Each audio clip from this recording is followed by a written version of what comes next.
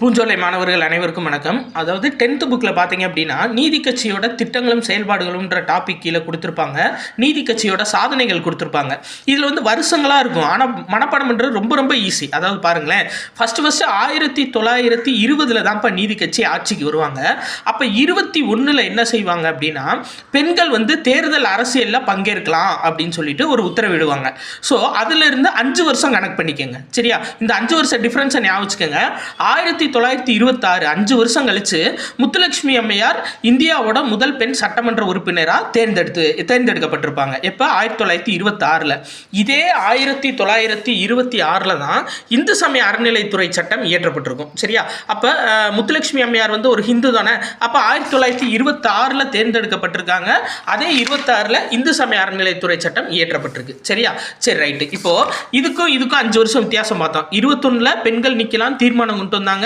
26 முத்துலட்சுமி அம்மையார் ஜெயிச்சாங்க. இப்போ இதே 5 வருஷம் டிஃபரன்ஸ் இன்னொரு இடத்துக்கு வரும். எது அப்படின்னா 1924 பணியாளர் தேர்வு வாரியத்தை நீதி கட்சி அமைச்சிருக்கு. அதாவது டிஎன்பிஎஸ்சின்னு ஷார்ட்டாக ஞாபகம் வச்சுக்கோங்க.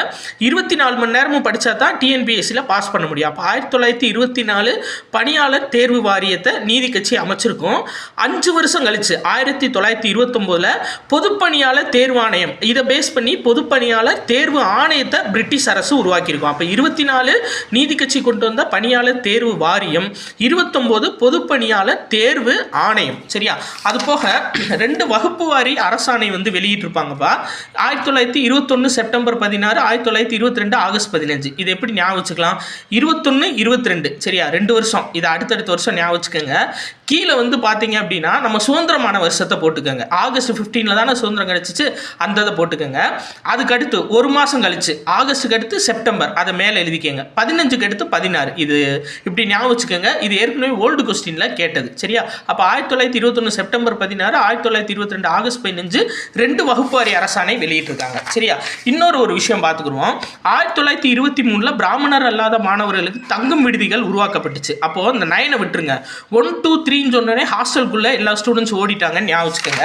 அதே மாதிரி 1923 தான் முதல் மே தினம் சிங்காரவேலர் கொண்டாடி இருப்பாரு. அப்போ 1, 2, 3 சொன்னோடனே மே தினம் கொண்டாடிட்டாங்கன்னு ஞாபகம் வச்சுக்கோங்க. 1, 2, 3 சொன்னோடனே ஸ்டூடெண்ட்ஸ் ஹாஸ்டலுக்குள்ளே போயிட்டாங்க.